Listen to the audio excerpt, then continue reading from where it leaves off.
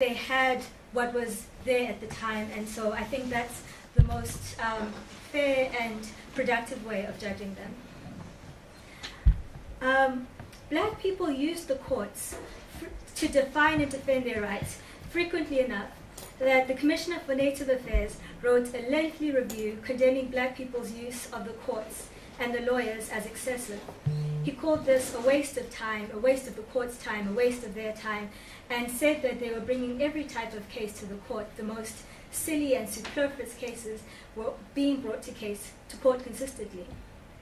In the British colonial tradition, the Commissioner took a paternalistic tone and said that he was concerned that African people were being exploited by unscrupulous lawyers who took advantage of their alleged obsession with legal defense. He condemned educated and uneducated black people alike for the zeal for the law, but speculated that as more Africans gained access to education and received better education, they would see the error of their ways and become less reliant on the law to solve problems and to gain protection. That such a wide range of people were incurring such debt to secure legal counsel and to defend their rights, and to defend the rights promised to them by the state, speaks to not only a deep awareness of the state's social contract and obligation to them as subjects of the empire, but it also shows an investment in using the available tools of the colony to force the state to meet its obligations to them. These men and women who claimed liberal tools of the empire wielded them as their own. So this is something I'm personally deeply invested in. I'm all about showing my politics, and I think they'll show themselves anyway in my work.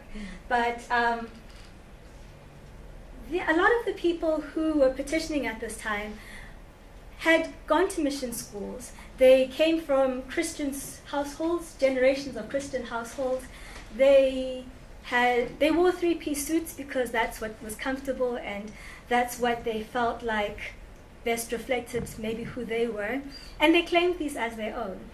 Something that has come out of, again, African American scholarship in recent times, in the recent years, is this idea that modernity doesn't belong to the West, it doesn't belong to white people.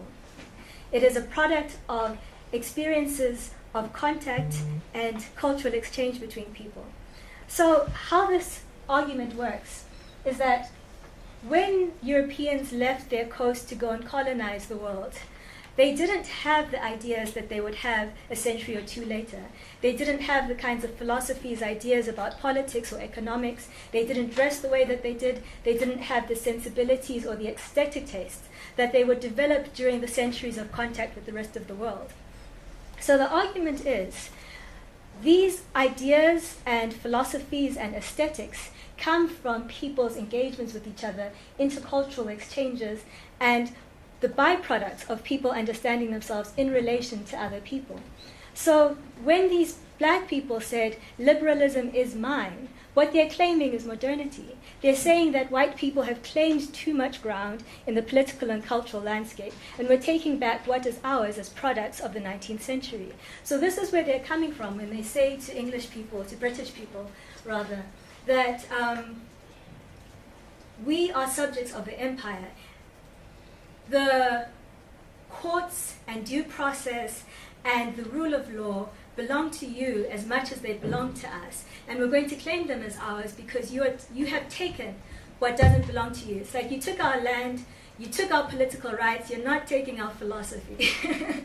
And they were born into it. They were culturally produced in Christian households. I mean, those of you who know the ZCC Church or have been to Morea, like, that's an African institution.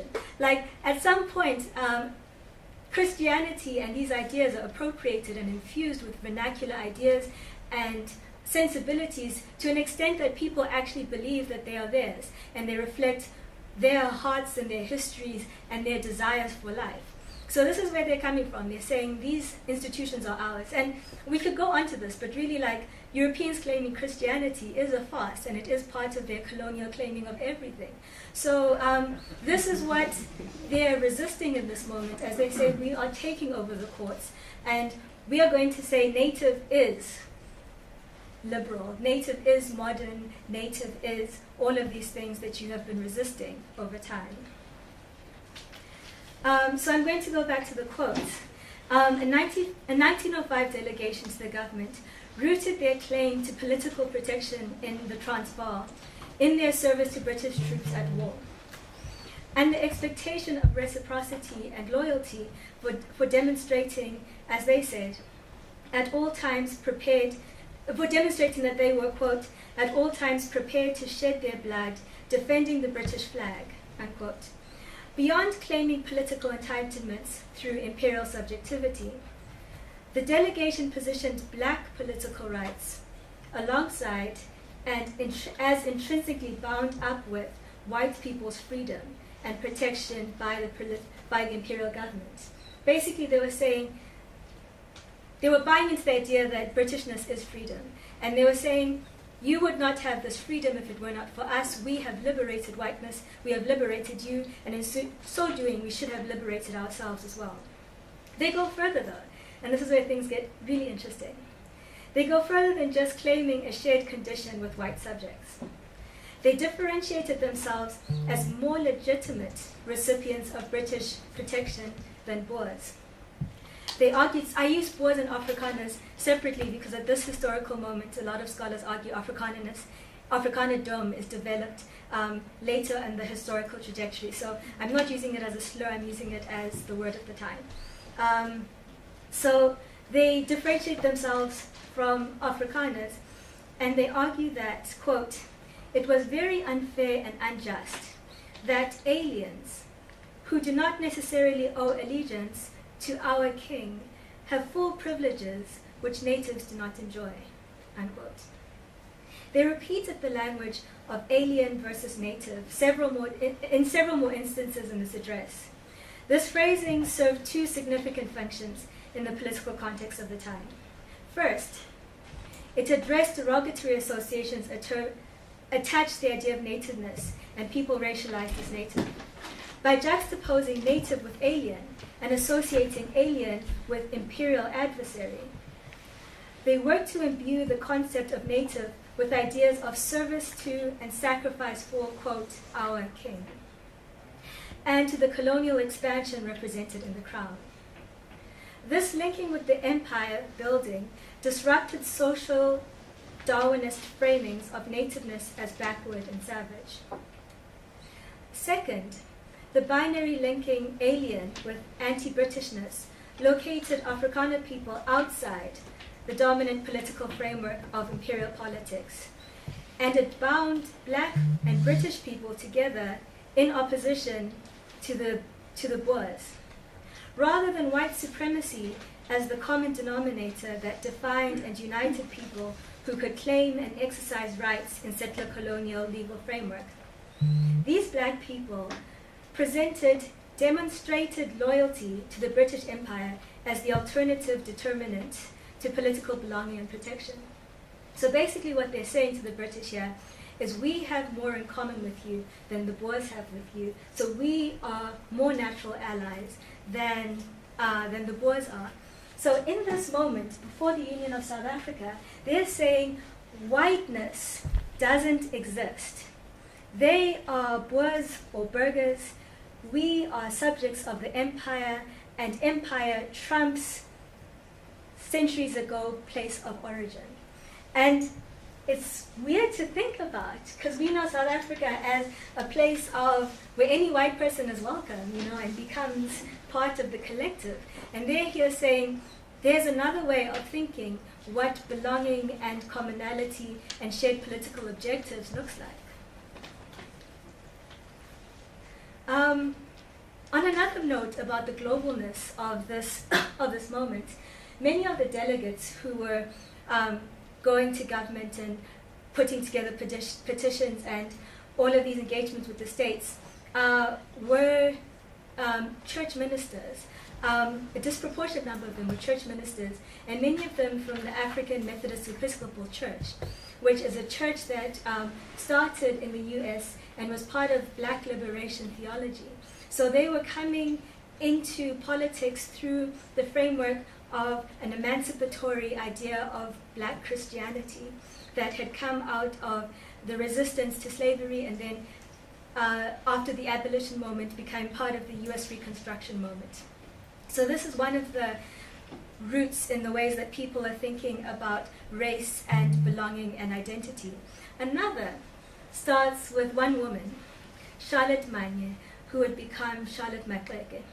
So she goes to Wilberforce in the 1890s, and within a year or two, realizing the opportunities that are there, starts recruiting for other people, other South Africans to join her at Wilberforce.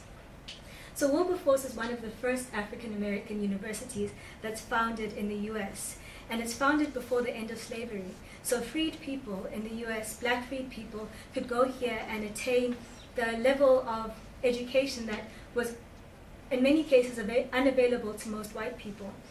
What they did at Wilberforce is they had men and women studying alongside each other the classics, philosophy, law. At the time, white women weren't eligible to study these sorts of courses in universities. So you actually had African American women who were substantially more and better educated than their white counterparts. And after the end of the Civil War and the end of slavery, in the US Reconstruction movement from 1865 onwards, these universities, but especially Wilberforce, blossom. And W.E.B. Du Bois, one of the founders of Black Pan-Africanism, is a professor here, and he's one of Charlotte Manye's professors. And her best friend, Nina Goma, goes on to marry W.E.B. Du Bois. So this is a network of global power that she's in here, and she recruits her husband Marshall and a number of other black intellectuals of the time, and they all study in this, receiving Ivy League level education, and they come back to South Africa and they are ready for the fight. And a number of these people are part of these delegations. So black history in South Africa is global in a very dynamic and powerful way, intellectually but literally also. So many of the people who are drafting the petitions and the documents to the state who are part of these delegations are very well educated people.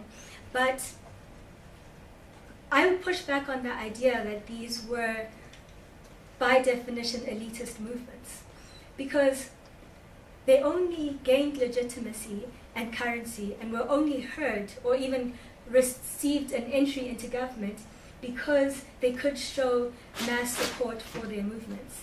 They were thousands of people who signed their petitions, who came to the mass air meetings, who went to the church sermons about black liberation, and who signed on to this idea of challenging the state to give black people their dues on paper.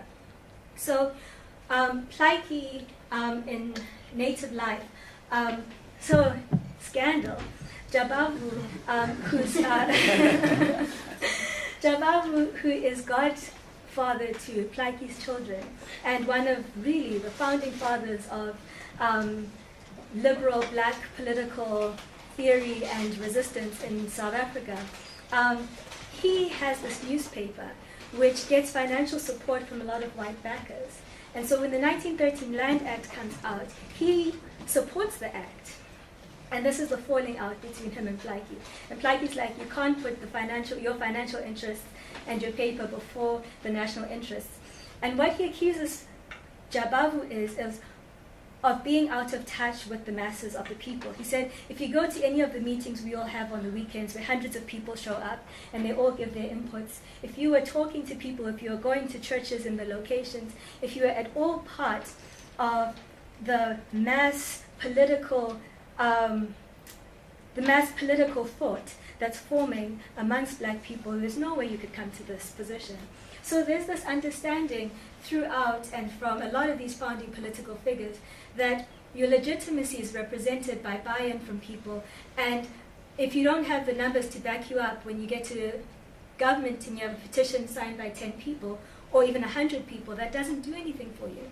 So they're liberals, and in many ways their lives are divorced from and different from the majority, but there are important ways in which the majority have to subscribe to what they're doing for them to have any traction with the King of England, who overturns a number of government ordinances throughout South Africa. Before 1910, there are a number of deputations that go to England, and there are a number of times where You'd know this if you read the book. There are a number of times when black political leaders here who've been in England or the US or somewhere else and have these international collections as part of the global black diaspora, they'll write to somebody, to an advocate, a black advocate in London, and say, hey, this is happening here, pass word on to the imperial government. And more than a few times, it worked. The imperial government came in and was like, this is going to be incredibly unpopular, we're cutting this off. This is politically unwise for us to do right now, we're cutting this off, in ways that for a very short time, but still, for a bit of time, safeguarded some rights for black people at the time. And this is in part why they weren't just being foolish in their reaching out to the imperial government and in aligning themselves with the imperial government. I mean, these are the people who started the mess. They weren't to be trusted. But in important moments, they were able to intervene with settlers in South Africa and to stave off some of the worst things from happening earlier than they did. And something that's important here is the difference between a settler and a colonizer. So a colonizer is fighting for the colony to extract its riches, to take it back home, in and out, hit it and quit it, you know? Whereas a settler is fighting for home. Patrick Wolf says there's no return. The settler is not fighting just for the mineral resources. Sure, they're there for that. But they are fighting for belonging in and ownership over a place with which they identify in a deeply personal way as their home. So there's also different locations between the four colonies governments in what would become South Africa and the imperial government in the UK. I have a few more quotes, but I've been talking for a while now. So I'm going to open things up, and if they slow down too much, I can go back to the quotes, or if you want to hear more of the quotes, we can go back to them. But I'm really eager to hear where you're all at and what you're making of these liberal champions of the turn of the 20th century.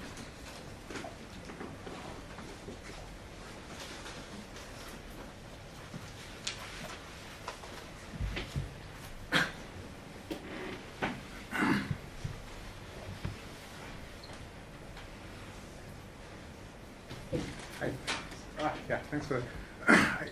Can you just speak a little bit more to the question of race? Maybe did blacks see themselves as a race? Because I remember, if I'm correct, there's in some literature there's talk of the coming together of the two great races in that period, and just the idea of race and who was shaping it. And I know you've articulated how fluid it was, but as part of the discourse, how was it being engaged? Who was shaping it? So there was this. When I see black people, for the most part, using the word natives in documents, I see it being used strategically. I think there's enough evidence to support this, but I also, to some extent, want to see that. Using it strategically in their conversations with the state. So there's a lot of talk, there is some talk of black men, there's talk of African men, there is some talk of natives, the SANNC, the precursor to the ANC, and there are lots of native vigilance associations. For the most part, a lot of these political moves are coming out of urban areas where there's a lot more mixing than in the rural areas. So people are working together and praying together and living together in very close proximity that I think forces a quickening of racial solidarity and identification.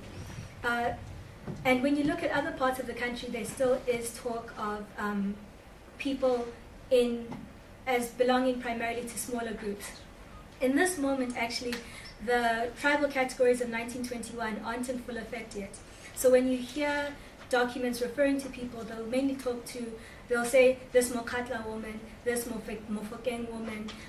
So clans are called tribes in this moment, and it's after 1910 that I think they're consolidated into what we now think of as tribes. But there is strong identification even by people in these groups. These very well-educated, globally trained people will still refer to themselves as Morolong or different groups from which they historically claim allegiance. And what's important, I think, for them is that there's always the back and forth between the two worlds.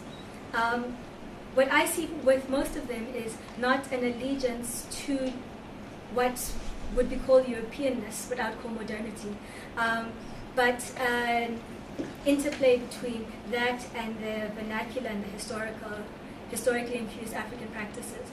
By this I mean, like, Plaiki was always writing down African proverbs into English so that they wouldn't be lost. And he also translated Shakespeare into Setswana. So it was this idea that there is deep value in differently located bodies of knowledge, and they need to be preserved together and alongside each other. And you should be able to read Serolong and English, and if you can't, you can read one of his translations. But they were always both and, is my understanding of it. So most of these people at this time, who I'm looking at, call themselves part of some sort of collective that includes a bunch of black people, but still have the personal identifications with where they come from. Does that answer? That's somewhat, because I'm really trying to figure out at what point I guess the racial identity forms into such. But it's a difficult question to answer because implementation of laws happens so unevenly in different areas. So that's why I said in urban areas, I think it happens faster because people are experiencing really intense repression on similar terms, if not the same terms. And so that fosters a type of identification.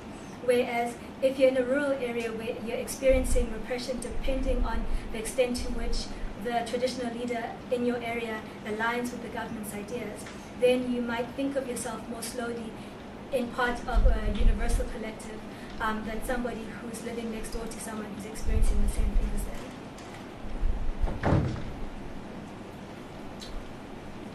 Sarah. Yes. My question is maybe more, I don't know, a political one or a philosophical one, but I really want to know, how liberating this idea of claiming liberalism then was. Claiming, oneself as a British subject and as a subject of law made by the British, or made by this very, violent concept of modernity. Is there anything liberating in that, or do you see it more as a step in the historical development of the idea of liberation? I think, very big I, that for them it was liberating, because I think where they came from, where they were schooled out of, and the way they thought had been trained to see the world, was that they believed in liberalism in a purest sense, I think. And I think the British were never really liberals, because even in their home country, they never applied due process, they never applied rule of law purely.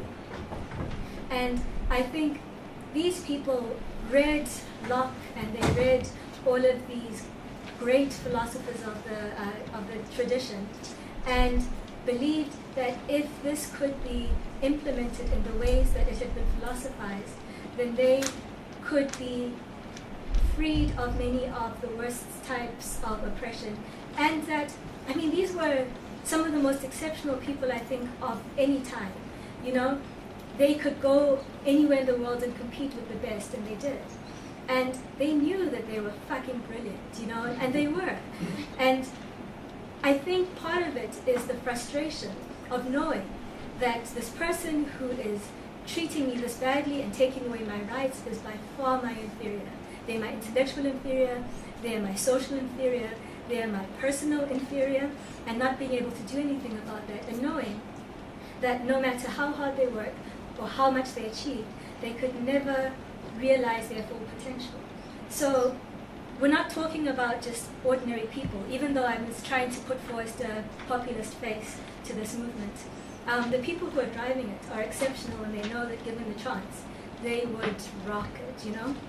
So I think for them, there was this idea that if liberalism could be done right, as the philosophy dictates, then that would be liberation. I do believe that they were sincere believers in the philosophy, in a philosophically pure way.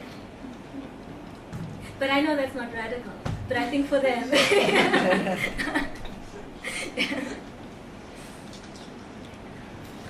So mine is a question, and it is, so at what point was the British perfidy obvious? Was it always intended? Sorry, the British? Perfidy, with regards to promising the blacks land and going back on their word.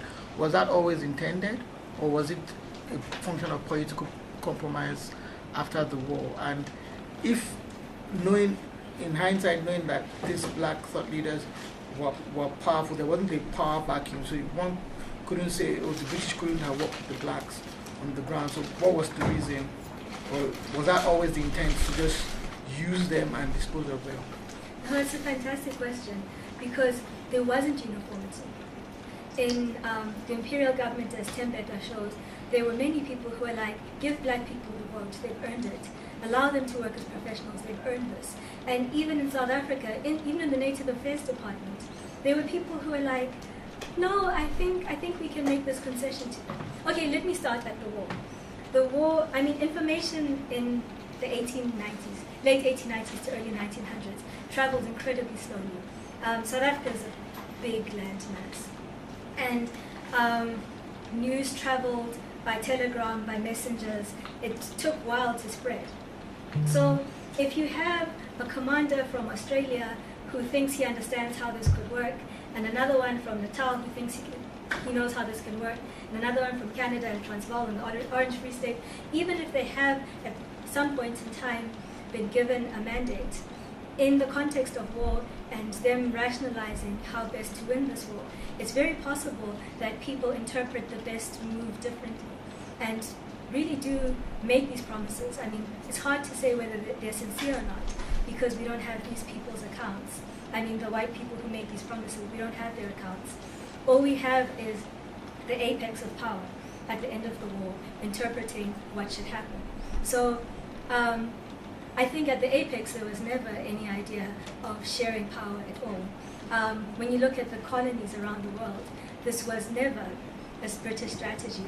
And they wouldn't have fought so bitterly for the colonies in the 50s and 60s, and they wouldn't have done what they did in the Zimbabwean War of Independence if they believed that any of this was possible, you know? And this is bad history to jump historically like this, but I'm just saying that there is consistency from the start of the British Empire around serving British interests first.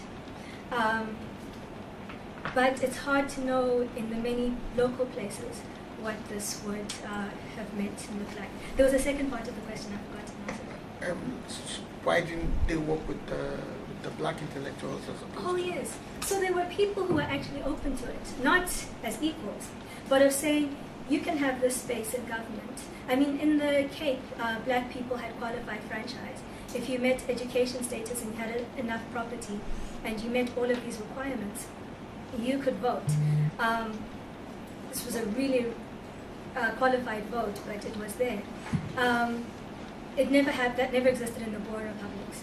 But there were some people who had some sympathies. And then you get people like Jan Smuts. Jan Smuts is across the board one of the people who's consistently inserting the idea that white men belong together. And I say white men because white women were auxiliary to white men in this imaginary. He, from the beginning, is insistent that black people not be allowed an inch on land, on voting, on a range of issues. If something went wrong, look for Jan Smuts' name. Like, he was a master. And he was an incredible statesman. When you look at what he did for white people, it's really an extraordinary success. And when you look at what he did for black people, it's also an extraordinary success in white supremacy. He was quite the statesman, but his nose is everywhere. So you have very important and influential figures like this who were able to shift the course.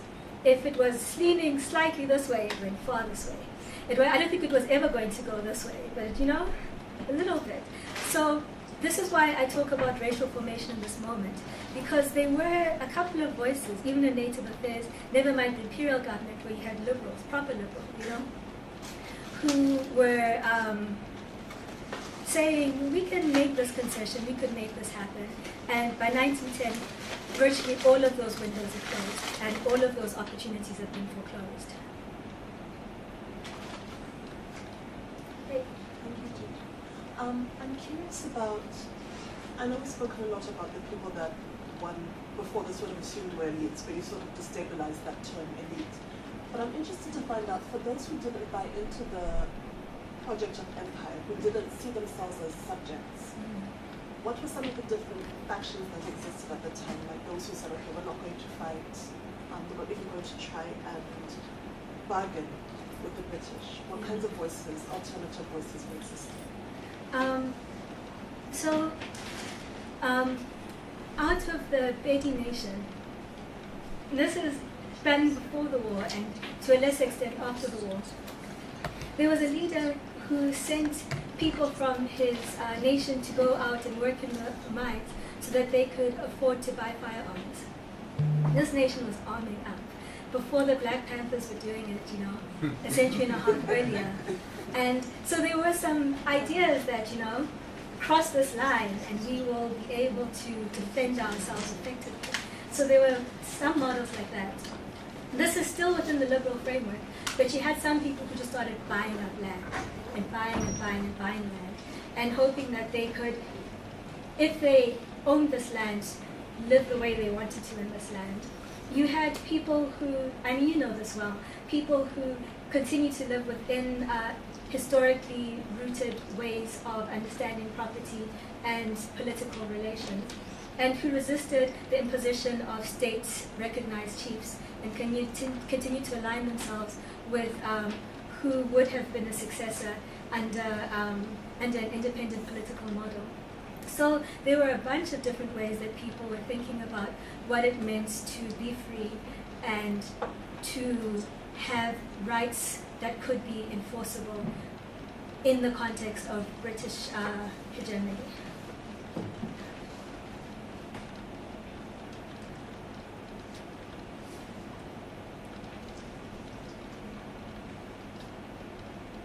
Just gut reactions.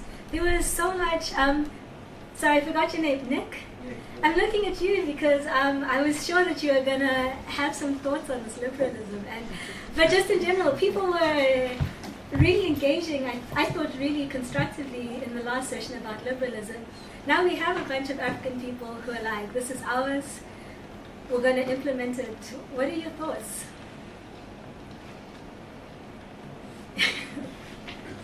I think the way I see liberalism now, and I think a lot of people see it now, is probably very different to their understanding of liberalism and all that. And while I will have shots at liberalism probably all day, it's yeah, probably a different understanding, a different role in society that they had, and that these black intellectuals saw themselves as at least intellectually and socially superior, and it's almost like, I don't know, a lot of black people in today's society kind of definitely see it the other way around, whether it's by design or not. So a lot of black people just inherently see themselves